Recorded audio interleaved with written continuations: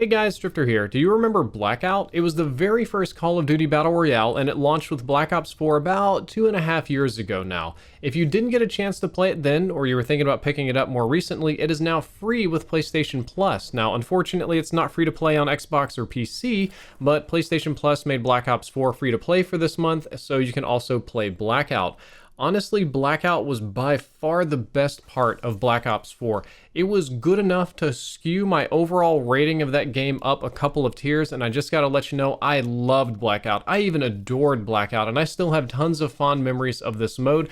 I only quit playing Blackout to move to Apex when Treyarch decided to do some very unethical things with the monetization in the game, and the monetization practices started getting more and more out of hand. I just didn't want to participate in it, so I moved over to Apex for a bit, and by then we're getting kind of close to Warzone time, but eventually I did return to Blackout, which is what you're seeing gameplay of today. I do want to let you know I'm playing with randoms and I'm kind of struggling here on the sticks, so the gameplay is not like insanely exciting, but you do get to see the mode.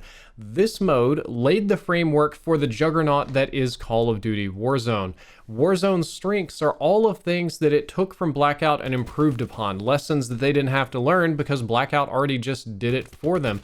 However, there are other things in this mode that are still better than Warzone. There are some things that Treyarch just nailed with Blackout that haven't been replicated in Warzone even remotely, and most importantly, in the overall theme of this video, is that I feel like Blackout greatly emphasized fun over competitiveness. There were just so many cool things you could do in this mode, and it was just so entertaining and fast-paced, and a little bit less competitive and sweaty and frustrating like Warzone can be. So for today's video, I want to do a little compare-contrast with Warzone. And let's start out with the ways that Blackout is superior to Warzone. Number one, color and lighting. You probably immediately saw from the gameplay that this is a much more colorful battle royale, and it kind of falls in line with the Treyarch standard. The game does have some kind of like distance haze problem that all Call of Duty engines do, so when you deploy from the airplane it looks a little bit grayer. When you're trying to snipe people at long ranges it's kind of hazy, and I do believe that the anti-aliasing is inferior to whatever they're using in Warzone. It's a different engine, so that's sort of a different technical thing, but the colors and aesthetics are just objectively better. Most of the areas on the map are quite colorful. There are a few, like in the desert and underground, that aren't, but that's on purpose and in contrast to most of the rest of the map that is. It's easy to spot enemies. There's not like a question of, is that a tree, is that a bush, is that a bird, is it a mistake? They're pretty easy to spot, and it's not particularly painful on the eyes and not drab and like 50 shades of brown like Warzone can be. When I played Blackout, I very rarely got confused on visual stuff like I did in Warzone. It did still have some dark underground areas, some poorly lit areas, and some uncosmetic ones, but those existed as a foil to the rest of the map that was primarily bright and filled with sunlight. I think it's easy to say that it's objectively better that you can swim. Having the opportunity to touch the water without instantly dying is better than just dying the moment you touch it. You can use boats, you can use little rafts and stuff. You can even shoot and swim under the water, fight above, in and out. And the game engine was just built for this all the way back to Black Ops 3, so it worked great. I think that this added a lot of extra variety to gameplay, and I'm kind of a ratfish. I loved being in a pinch and I would jump off a bridge, fall down backwards, hit the water, roll over on my back, swim down, barely be able to see somebody through the surface of the water and shoot up at them and nail them and kill them. I had so many angry people in voice chat when I used to do that, and I kind of miss it. There were more iconic map locations on the map that were unique to Treyarch games. I mean, it launched with Nuketown, they added Hijacked not much later. There was Firing Raid, there was Raid, there was a bunch of zombie stuff, there was the original Zombies map, and then they added the, oh my god, they added like 3 Zombies maps by the time the whole thing was done, including the Lighthouse. So that was really fun. That was much more recognizable and iconic than what we have going on in Modern Warfare. Speaking of zombies, they had zombies on the map like from the get-go. The game launched with zombies on the map, and they built the entire game around them, so it was very easy to integrate them into the gameplay. Had little touches of zombies lore, even had like a zombie boss to fight, which was super fun. It was very out of place, a giant ugly monster from the actual zombies experience, but it added more variety, you know?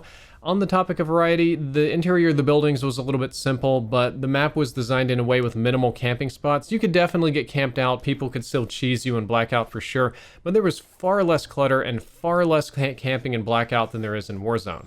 I think that this mode has overall higher mobility than Warzone, especially with the grapple hooks, which is a little bit weird to say because Warzone has better parkour and better climbing and some very interesting routes and probably a higher skill ceiling in that regard.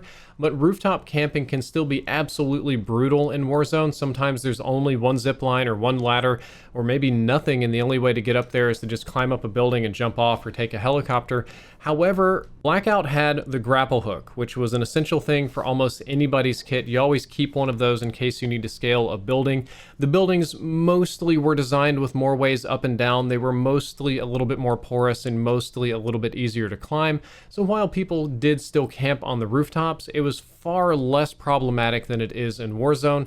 And my God, the plays you could make with that grapple hook were just God tier. On that same note, we're talking about mobility and gameplay. I think the wingsuit is superior to the parachute from a gameplay perspective. Being able to just jump out of the plane after a certain height, your wingsuit automatically does its thing. You can fly around. You've got a lot of great mobility. You don't have to time the landing before you go splat. You'll just automatically land and get to fighting. It made it way easier to get the jump on people. Perhaps unfair. Perhaps there's a balance issue there.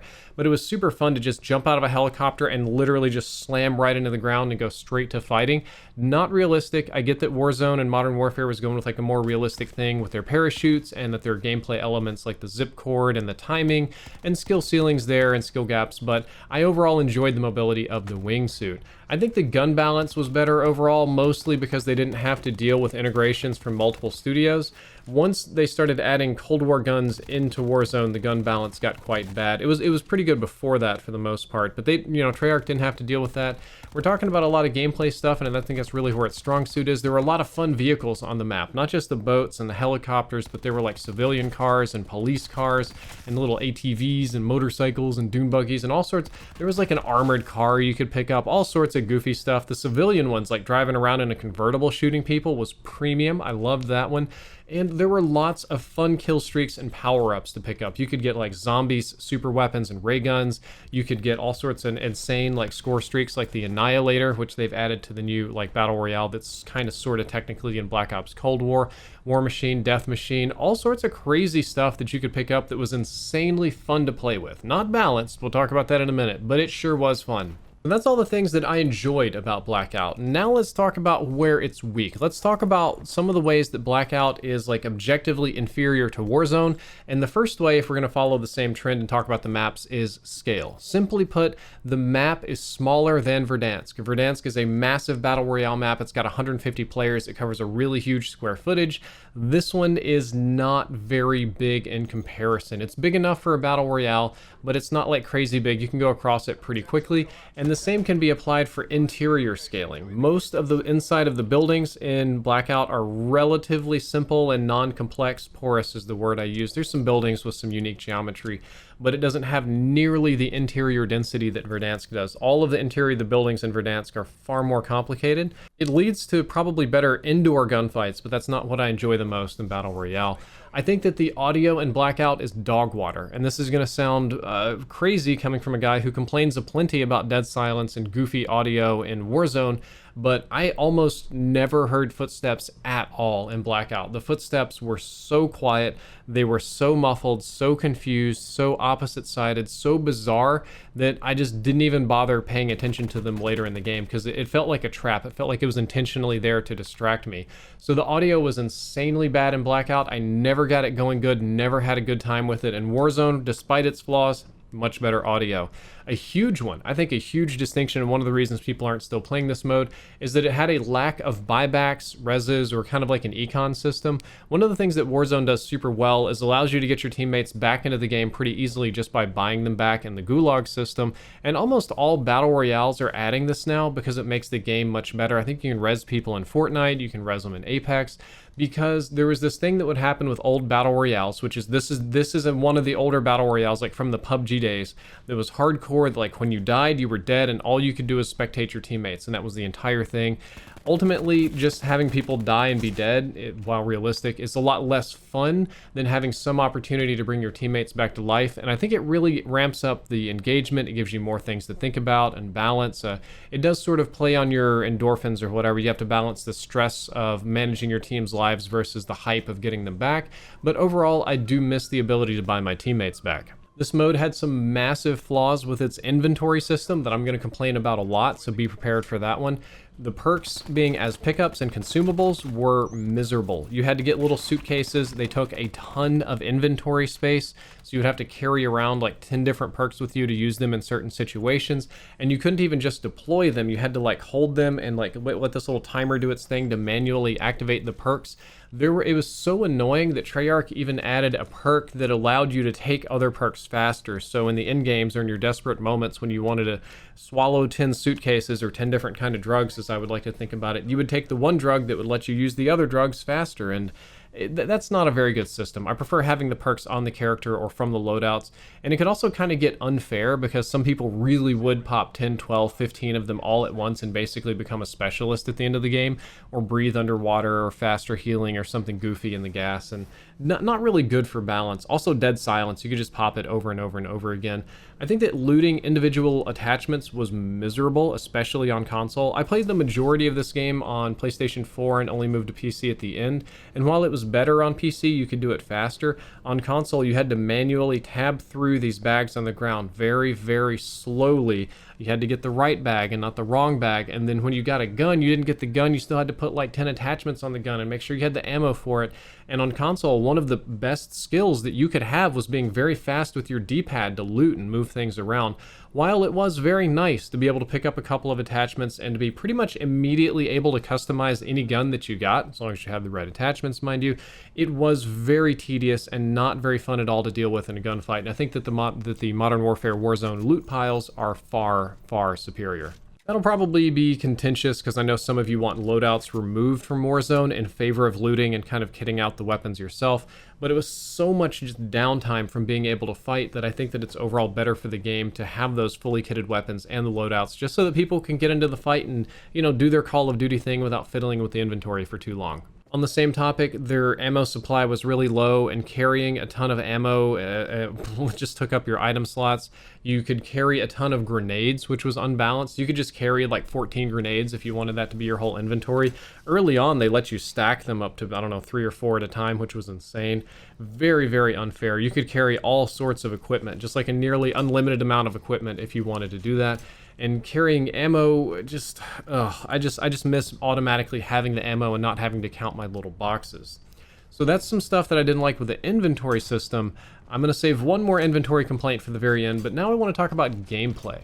I do not believe that the manual healing system that they had in Blackout was better than Warzone. I like Warzone's auto healing for your base health. I think that's just better for the game. It keeps you in the fight. It allows you to take a break for 5 or 6 seconds or whatever and come back. In Blackout, I was constantly fiddling with bandages and medkits and stuff. It also allowed for a lot of gas healing. As long as I had a lot of medkits, I could sit in the gas for a very, very long time and just continually heal and heal and heal and heal, and we could have these heal-offs. You don't really see that in Warzone. You see a little gas mask battle every great now and then. Somebody will have a stim, but there were loads of games in Blackout that just came down to hoarding meds and healing in the gas, which is not something that you want. If you think the med system is bad, the armor system was worse. Probably totally busted, even after they updated to add plates. So when the game initially launched, you had your 3 tiers of armor, and when it would take damage, it would just degrade and then eventually break. But the problem was, there was no way to get fresh armor except for looting it. So if you fought people, you would always kill them, and then you could take their armor, but you almost certainly damaged or broke it after you killed them. Well, if you had your armor and you engaged in a fight and you got shot, yours would get weaker and protect you less. So the only way to get fresh armor was to loot the fresh armor, which meant that teams that engaged in fighting and played aggressive were continually punished, and they would have almost no armor available near the end of the game, whereas the guys who just camped and got their level 3 armor and avoided all conflicts so that they could guarantee to have like max high tier fully repaired armor at the end would have a huge advantage. The squad that killed nobody would have a big advantage over the squad that had like 15 kills. That's not a very good way to have a game, not a CoD game. They did eventually update it, and they added the plate system where you had these little like pieces, these small little pieces of armor, and you can carry like 15 or 20 of them, and you have to very slowly like hold down, I think it was square, and like manually just like load these plates in, and it would heal like 5% at a time, and you could spend like an hour there just putting your little plates in. On top of that, level 3 armor was kind of busted. It was the only armor that would protect you from headshots. It had explosive resistance and like some degree of stun resistance and stuff to it. It was like a 70% damage reduction. So you just became a god tier tank, and I felt that it was somewhat unfair. The level 2 armor system that we have now, really the armor system in Warzone, is better despite the fact that I don't like wasting plates on occasion. And then my final complaint, the final way that I don't think Blackout is as good as Warzone, is that quite a few of those fun pickups that we mentioned earlier are very, very busted and just insta-killed people. There were so many things, crossbows and trip mines and drones and little missiles and stuff, and kind of like lower end score streaks, annihilators, just endless amounts of stuff that you could pick up to just instantly blow people up and wipe them on the map, sometimes permanently deading them. And they had very little counterplay. There was no warning that they were being used or deployed. I think we had sentry guns at some point too.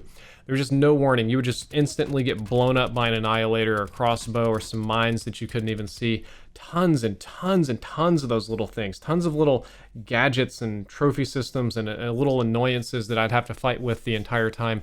While it's cool to have those, it's cool to use them. It's very fun to use them. It's not very fun when they're used against you, and they were there with such frequency. I felt like near the end of the life cycle of this game, about half of my fights were just fighting goofy equipment. Well guys, that's all for my opinion on this video. I hope that you enjoyed it. I hope some of you check out Blackout again. It's a very nice change of pace from Warzone, and in the future, I hope we get to see Treyarch tackle Battle Royale. I want to see what they can do, because each time is an iterative improvement, right? Treyarch did the first Battle Royale, then Infinity Ward and Raven took it and took a lot of those base ideas and polished it up and made it better. Now if Treyarch can take what they made and make that even better, it's just better for us as a consumer.